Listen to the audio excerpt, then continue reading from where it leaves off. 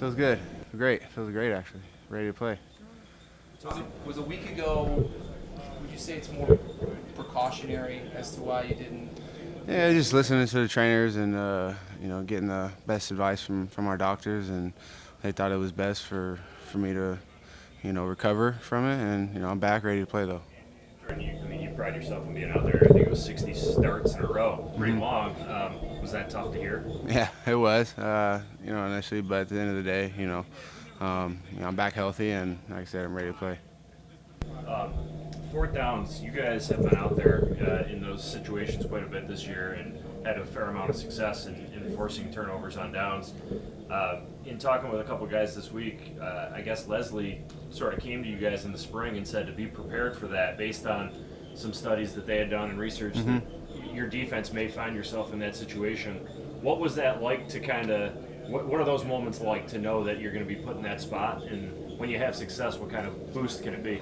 Yeah, that's just kind of how the NFL is trending right now. A lot of fourth down situations, a lot of four down territory. So it's kind of just almost as a defense, you got to expect that that's what's going to happen. And so, when a team decides to go for it on fourth down, you're not surprised by it. And so I think, just being prepared for all those situations, and not being surprised by when a team decides to go for it, and being ready for when that situation presents itself. Has the range on the field in which they may go for it expanded? I mean, you could say that. You could say depending on the team you're playing, depending on how aggressive the coach is. I think there's a lot of variables that go into it. But I can't really point my finger at one. And then on the flip side of that, when your offense is maybe considering going for it when they're in their situations, Jerry said, a lot of times you guys are out there rooting for them to do it, Right. because in a way it's a vote of confidence for you Right. too. If they're unsuccessful, you guys might have a short field, but the faith in the defense that if we put them in a tough spot, they're going to come through for us, right? Right, and I mean that's just the mindset that you got to have. If our offense is going for it, obviously 50-50 chance they might not get it, so we got to be ready to go out there on defense and make a stand. And so, again, we got confidence in our offense, got confidence in our coaches and whatever they decide to do.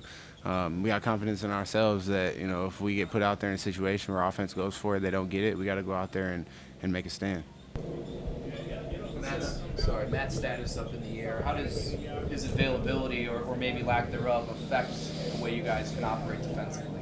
Matt's just such a great player for us, and he does so many great things. It's hard to replace a guy like Matt Milano.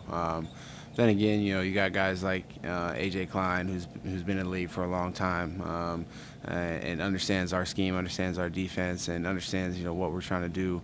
And so it's always as cliched as it is, it's always next man up. We don't expect any drop off. But that is a guy like Matt Milano. There's not very many people on this earth that can really replace a guy like that on the football field. What stood out to you about Jamon Johnson's performance last week? Yeah, he's been ready to play, man. He's put in so much work. We was training together in the off season. He reminds me a lot of kind of myself in his situation. His third year in the league, playing behind two starters, and playing well too, and just kind of waiting for his turn and being prepared for when his turn is called. And that's why I was telling him, man, just stay ready for when your opportunity is called, because you never know when it is. And I was happy for him that he played well, and he got his first career interception. When Mahomes breaks contain, and you guys are like you're in zone, you get to that decision point where either go after him or let him run it. What type of strain does that put on you guys, especially when you have guys like Kelsey and Hill who are so good at finding those weak spots? I mean, yeah, that's just what their offense is really good at. The play's never over on the initial route. Mahomes does a really good job of seeing the field and seeing the pocket and being able to move in and out of the pocket and make impossible throws. And so situations like those, obviously we gotta be on top of it and understand that and the route's not over. Embracing the plaster. And when those balls are in the air, it's 50-50 balls. We just got to be able to make plays on them. How tempting is it, like when you're in that spot, to just go get them when you realize that there's somebody probably on the back end where you just were? How, I don't know. That's a kind of a weird question. Like, how tempting is it? I think everybody's just got to do their job and understand. Like I said, understand. We know, and we feel like we understand what to expect when the route breaks down. Everybody's got to be doing their job. The guys who are pass rushing, got to keep running. The guys who are, down the field, got to stick to their man. And like I said, make plays on the ball when an opportunity presents itself. We've gotten to know you quite a bit over the last couple of years. Know how competitive you are. This off-season being so close like that, how many times did you go back and watch that, just from a perspective of trying to figure it out for the next time you play? Yeah, I watched it a couple of times. There's not a whole lot you could do about it, in the off season, other than, like I said, continue to prepare, continue to use it. It's motivation to get better. I'm not treating this like it's any bigger game than anything else. It's a Sunday Night Football, man. Bills against the Chiefs. It's everybody's gonna be watching. It's just another opportunity for us to go out there and show the world who we are as a defense and as a football team. We're excited for the opportunity, and we can't wait. You've gone against Gronk, Kelsey, and him. Do they share any similarities in terms of just difficulty in defending, or I know they're own players, but do you see anything similar? I mean, yeah, they're both extremely smart and talented football players. And both, obviously, Kelsey's been in the system a long time, and just the talent that he has, plus the knowledge of football that he has. I've been around him a little bit in the off season, just training around him at the facility, and he puts in a lot of work, and so, he's just a really good foot. They have similarities, both very smart football players, athletic, strong. Guys who know how to work in space, understand coverages, and so we're gonna have our hands full with him.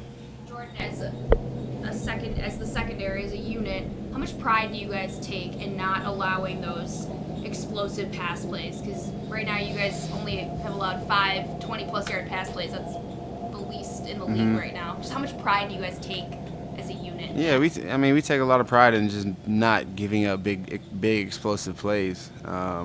Because at the end of the day, that's really kind of what beats you. Our big explosive plays down the field, whether it's bad communication, whether it's just bad execution. So we really try to hone in throughout the week on our communication, our execution, and like you said, we take pride in that because at the end of the day, if we're able to, teams are going to be able, you're not gonna stop every single team every single week. If a team is driving the ball down the field for a 13, 14 play drive, okay, you get to the sideline, you can make your adjustments. But you get out there and you touch back and you get 2 plays and they go down and score 80 yards on 2 plays. That's you can't have that. Those are the type of plays that you look back at that hurt you. So you really want to limit explosive plays and.